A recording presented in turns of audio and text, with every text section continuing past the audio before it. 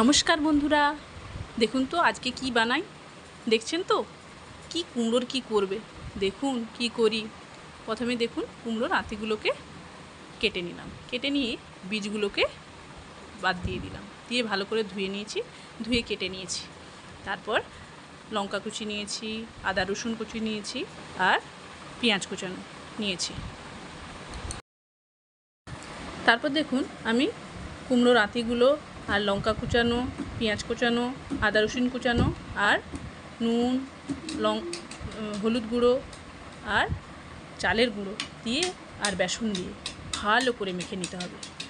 মেখে নিয়েই তেলে ছেঁকে ভেজে নিলেই হবে কুমড়ো আঁতির বড়া। খেতে কিন্তু দারুণ লাগে, সুন্দর টেস্টি।